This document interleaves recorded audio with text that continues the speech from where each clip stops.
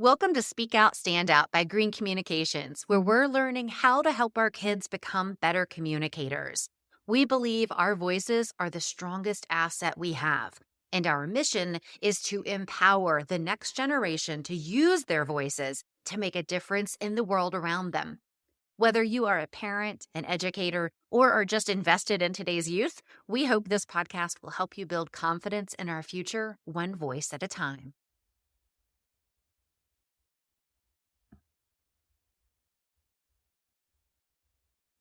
Welcome back to Speak Out, Stand Out. I'm Elizabeth Green, and today's guest is Gary Chubik. Gary is a mental performance coach, and he's worked with pro and college athletes, businesses, the FBI, all kinds of different organizations to build confidence and communication skills, which is what we talk about here. He does a lot of different things, but that is a big part of what we talk about here and what we're going to talk about today. Gary, we're glad to have you. Thanks for being here.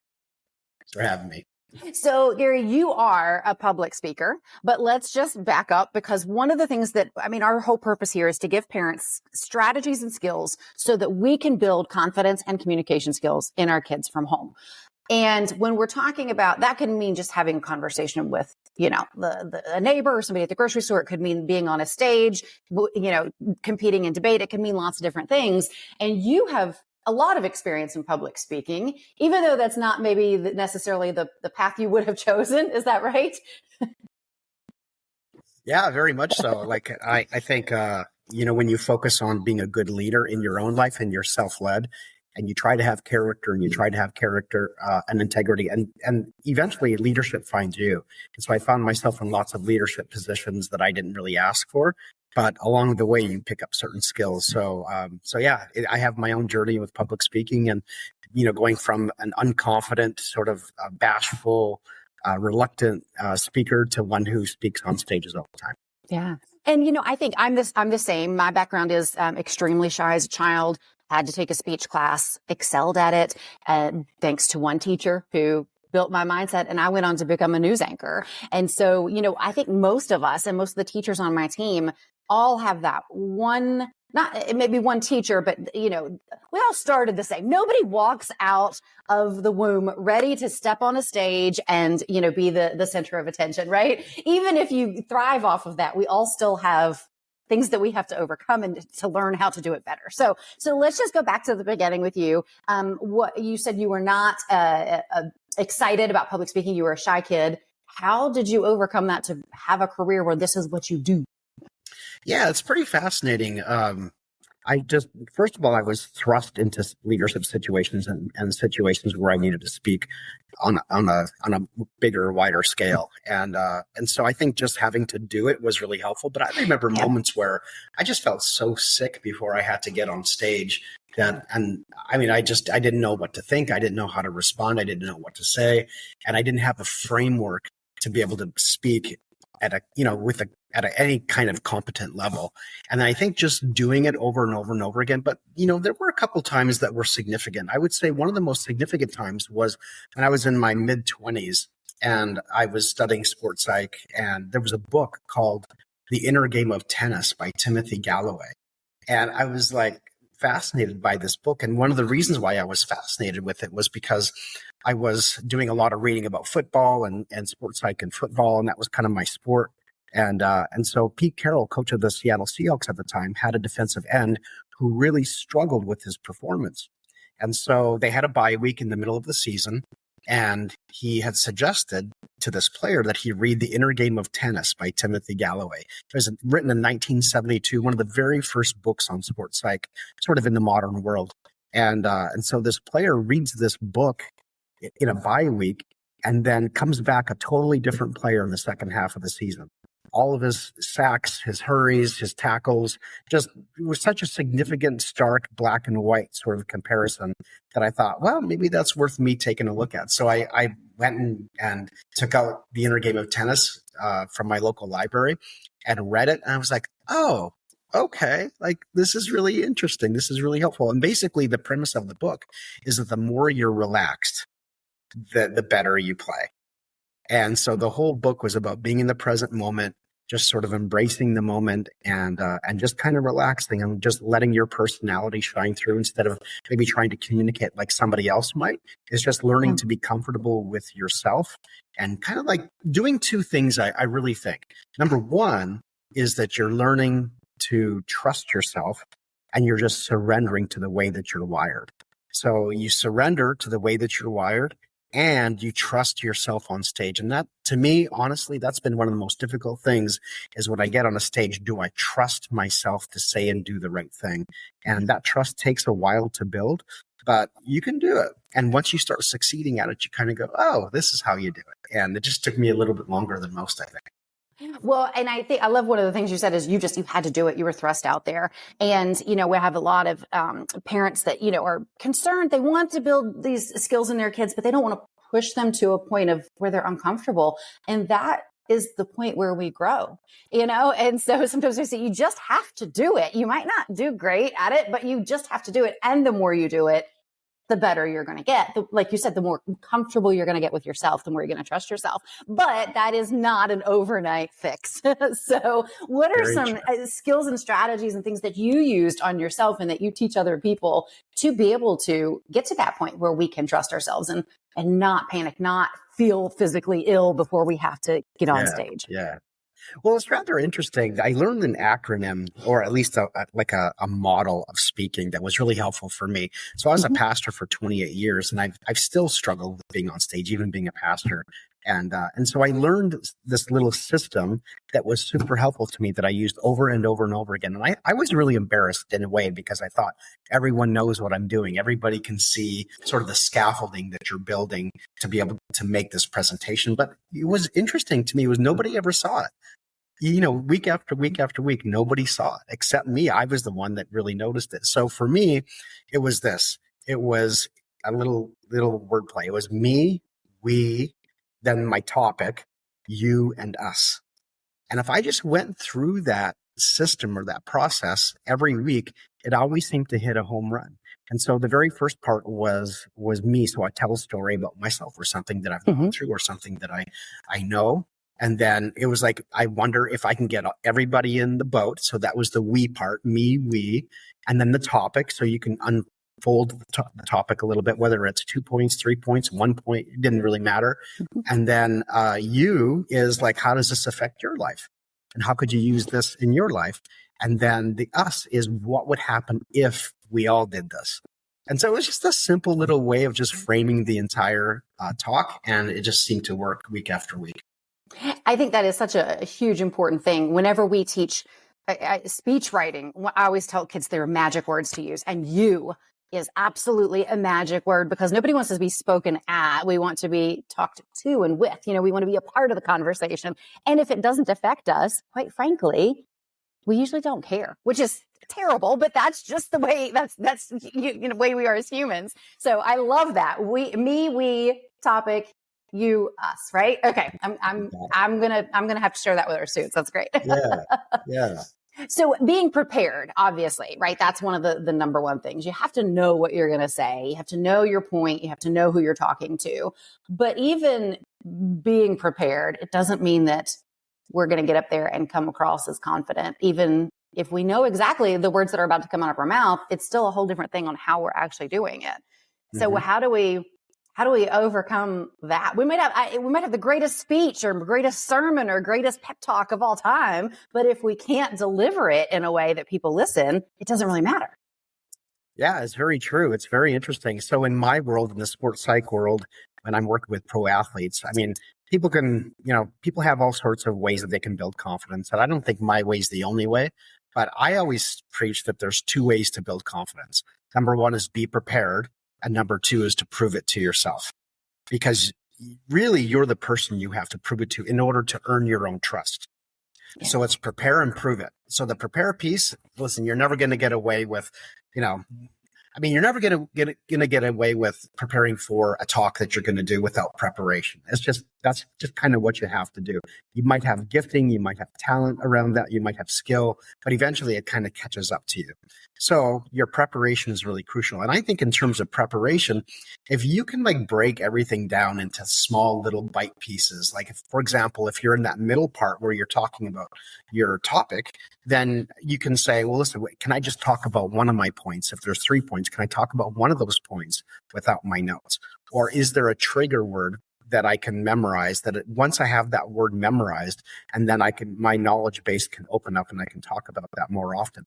So oftentimes what I would do is I would write out my messages, and then I would put just one word beside a paragraph, just to encapsulate the thought or the topic. And then that way, if I was talking, I could just glance down at my notes and have that word right in front of me, and I would know what to say. So I think breaking it down into little bite-sized pieces is really, really important. And then the second thing is to prove things to yourself, which is, again, kind of in your preparation where you're learning to trust yourself. So if you just share that one topic without your notes and you begin to prove to yourself that you can do it. And I think if I could like go back and coach my younger self, I would just say, keep proving things to yourself. Keep doing that, because then you'll build your own trust.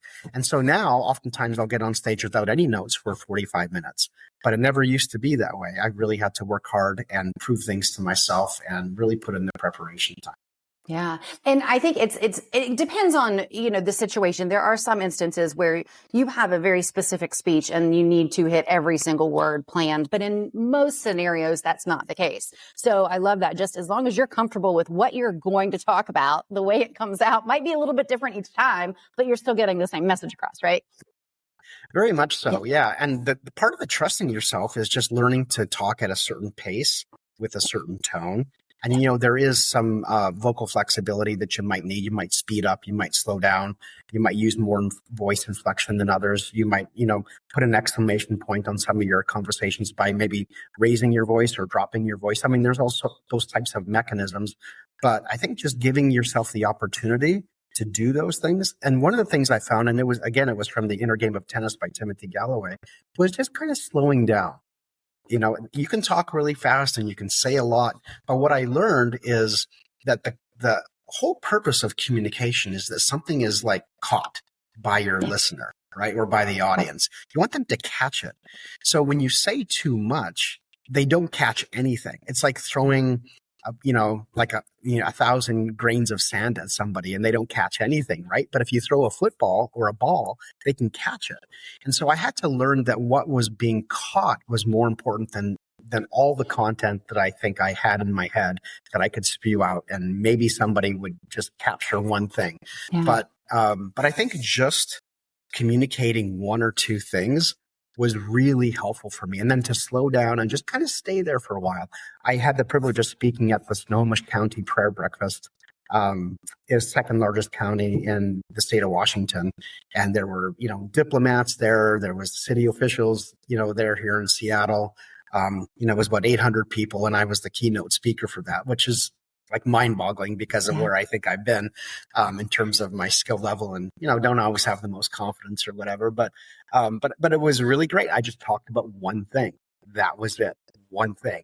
And it's interesting to have all these conversations, residual conversations with people after that, and people just say, "Yeah, I remember what you said," and it was like a 1-point talk, and that was it. And everyone seems to remember it. It's really remarkable. So yeah, it's the slowing down and really understanding that you're trying to say maybe one or two things and just kind of land there. And it's okay that's what it is. Yeah, I 100% feel the speed thing. I'm sure you've already noticed I am a fast talker. In fact, whenever I was a news anchor, my dad would call me and say, slow down, because especially when I'm nervous or excited, then I start talking at a much faster pace. And it's something that even I teach communications professionally and I struggle with. So I think it's important for everybody to realize that there's always room for improvement. And even if you get better at it, sometimes you still have to very consciously, like right now I am consciously thinking about the speed and what I'm talking and how I'm speaking. And I feel like I'm talking extremely slow. but I'm probably talking at a normal pace, but it's not normal for me, you know? Yeah. So it's just one of those things that, there's always work to be done. We can always improve. But so I have two questions on those thoughts. But one is, do you have any tips for slowing down, especially you're excited or you're nervous and you just got a lot of things to say besides paring down what you need to say. How are you mentally making yourself be a better speaker in the moment? Yeah, it is really interesting. So one of the things I notice is when I slow down, time moves faster. I know that's such a strange way to think about it, but when I slow down and I can emphasize my words, or I can use voice inflection, or I can tell a story that I wasn't planning on, but I'll tell a story. It's like giving myself time to think is actually really helpful, because I used to talk really fast as well.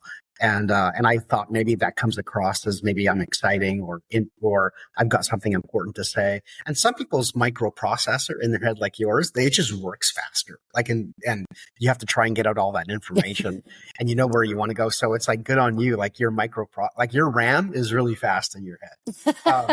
I like that. I like that. Yeah. And slowing down really is a challenge. And I think I did that a lot too. It was quite a challenge because I have so much to say. And everything to me is like a mind map. Like I have this topic, but I could talk about this and talk about this and talk about this and talk about statistics and talk about, a story. And like Made to Stick was a great book for me to read because it really honed in on what's important when I'm, preparing or crafting a message. And so that was really helpful, but slowing down to be able to talk about each of those things was really powerful. So I think just this idea of okay, you need to calm yourself down before you go give a talk. And I came up with this method, and it's how to perform in high pressure environments. And I taught it to the FBI. I teach it to athletes. And I think it just works in so many areas of life. So I'd love to share it with your audience. Love it. It's called CAPE, CAPE. It's kind of like a Superman cape. So the C stands for control. So like physiologically, kind of take that deep sigh, which is a universal sign to calm down and just relax a little bit. So what we're trying to do is lower our cortisol levels, because cortisol is a neural inhibitor. It actually constricts our blood vessels. So what we want to do is have more adrenaline be the hormone that we want to activate rather than cortisol. So it's like, take that deep breath and relax. So that's C, is control yourself. And then A stands for assess the situation. And your brain is so amazing. It processes so many things. It's remarkable. For example, if I asked you to turn around for not even 1 second, like if you just glance, you literally could tell me 100 things about what's behind you. Like that's how amazing your brain is. So when you assess a situation, your microprocessor is working at lightning speed. So it's pretty sharp. So you want to trust your assessment. So you have control yourself, assess the situation. The P is make a plan. So you have, what if the ball comes to me, I'm going on to this particular stage and I have a plan for how I want to enter the stage, how I want to come across. Like you have a plan. And then E stands for execute, which has 3 parts: trust your plan that you just made, trust your training, and trust your instincts. And so everyone who goes on a stage and everyone who's an athlete, or if you're a police officer and you just made a stop, someone was speeding and you pulled them over, you can do the CAPE method. So before you give a talk, control yourself, assess the situation, make a plan, and then execute.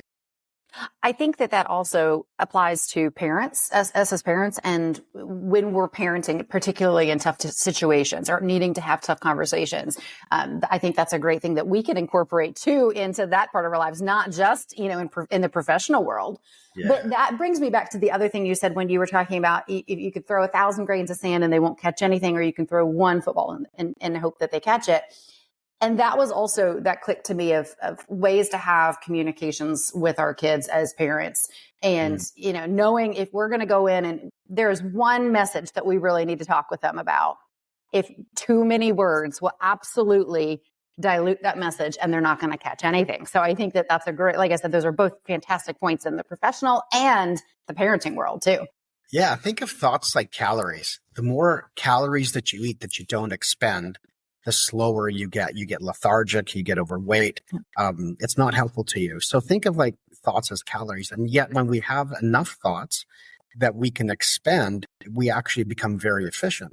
So in the same way, when we're giving 2 thoughts to our kids about, a particular topic, or maybe we want them to do something, or you're giving them advice, when you use too many words, you literally just slow them down and they become overwhelmed.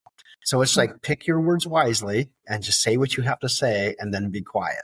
And that's such a challenge too. Like, I do a lot of coaching, right? And so like I'm always biting my tongue of things I want to say, but sometimes silence is the best remedy, to say whatever you have to say and then let them, decide how they want to respond to something.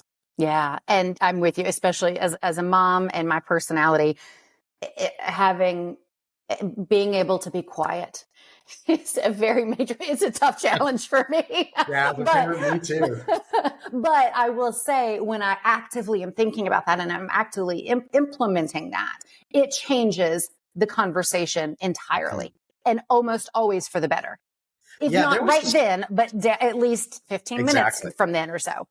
Exactly. There was a study done that I read about, and forgive me, I don't remember where I learned it, but there was an actual study done. I think it was in Leadership Magazine, now that I can recall, where they someone would be like, a coach would be coaching a coachee, and he or she would tell them the answer of what they needed to do, or kind of what was obvious. And what they did was they actually tracked how the coachee responded and whether they did that thing. And what they found out was, when a coachee was told what to do and they just did it in that moment, versus, giving the coachee time to process, they actually would put into practice the very thing that the coachee was trying to design for them anyway. They actually put it into practice sooner, and they did it more long term. And so the very thing, like, sometimes we think, well, I'm just going to give you the answer, and this is just the way that it needs to be, and this is for your good. I'm just going to tell you the answer. It actually takes longer for it to sink in, which I think is totally remarkable. That's really interesting. I guess it's kind of similar to learning lessons. Like, we can tell you, if you get a speeding ticket, you're going to have to pay more for insurance. And that doesn't really mean anything to you until you have to pay more for insurance, right? You have to learn the hard way. Exactly. My oldest is 16. That's why it's in my brain right now. Exactly. Like, you can get a speeding ticket and it might cost you $250, but you just need to know, over a 3-year period, it probably cost you $2,000. Yeah. Yeah. So, well, I think this has been really enlightening. And I know this is a little bit of a different world, because you're in the sports world and with professionals and business people, and we're talking to moms and dads, but a lot of moms listening. Do you have any final words of wisdom or things to impart that can help us be better as parents in communicating with our kids, but also teaching our kids to be able to be strong communicators like you've learned to be? Yeah, there's something called the Yerkes-Dodson scale. It's called the level of activation, or the activation scale. And basically what it's trying to figure out is, if you were to think of 2 axes, the vertical axis being their performance and the horizontal axis being the level of emotional engagement. So what they're trying to figure out is, what level of emotional engagement can give someone peak performance in sports. But if you think about it, it's really useful even in parenting or coaching your children. And it's like becoming aware of your own emotional engagement. And so what they found was, if you were to do like 0 to 10 on the horizontal scale with a peak at 5, what they found was that peak performance actually happened between 4 and 6. So you're not too calm, but you're not overly activated. You're just kind of in that middle area. And I have found that to be so helpful as a parent, or I'm trying to, let's say, help someone, achieve something or accomplish something. I'm like, well, my level of engagement as a leader, as a coach, as a parent, is to say, okay, my best performance is between 4 and 6. So I can't be unengaged and I can't be overengaged, because if I'm overengaged, then my emotions start to get the best of me. And as a parent, you want to parent with emotion. You don't want to parent emotionally. You want to use that emotion for your benefit, to achieve something or to teach something in your kid's life. So I would say it's like, yeah, first of all, be aware of where you are as a parent, because if you're upset, or if you're frustrated, or if you're angry. But if you can learn to come down a couple notches into that peak performance zone, then you can be your very best as a parent. And you said, I wanted just to restate one thing you said. You want to parent with emotion, but not emotionally. Mm-hmm. That's incredible. I love it. I love it. I am going to sticky note that on my mirror or something like that. Go for it. So, well, Gary, this has really been a great conversation. If people are interested in learning more from you, we'll certainly link to your websites and your socials and all of that in the show notes. But if you want to just take a second and tell them a little bit more about what you do and what you offer and how you can help us, in the different avenues, different paths of our lives, go ahead and share just a little bit about what you're offering. Yeah, you're very kind. Thank you. So most of the time I'm on Instagram because that's where my clients are. I don't love social media, but I do it just because I think I need to. But yeah, my website is elitemindsetnation.com. And like I said, most of the time I can be found on Instagram. But really what I do is I unlock potential in my clients. So whether you are, kind of like you got all cylinders working and everything's going really great. I think those are my favorite people to work with because they are bringing this wealth of resources to the table. And listen, you don't have to be sick to want to get better, right? The best always want to get better. They're looking for that cutting edge, and coaching is a big part of that. Pete Carroll told me from the Seattle Seahawks, he said, the best always want to coach. And for Russell Wilson, a quarterback for the Seattle Seahawks at the time, he talked to his mental performance coach 365 days a year. So it's not about like, I'm not doing well, I need to talk to somebody. No, a coach is really designed to help you be better all the time.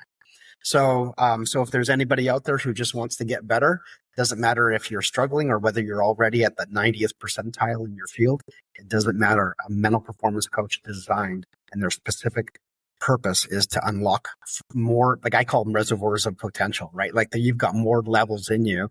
And if we just sort of like dig a little bit deeper, you do really have more potential in you that you haven't tapped into yet. I love it. Well, Gary, thank you again for your time. Again, if you're listening, you want to check out Gary and find him on Instagram. All the links are right below wherever you're watching or listening. Be sure to check him out, and we'll see you next time. If you are looking for more ways to build communication skills in your kids, grab our free mini lesson on how to craft a polished and professional speech out of thin air, along with 52 fun prompts so your kids can practice every single week. You can find that along with info about our upcoming public speaking and debate courses for kids at greencommunicationsedu.com.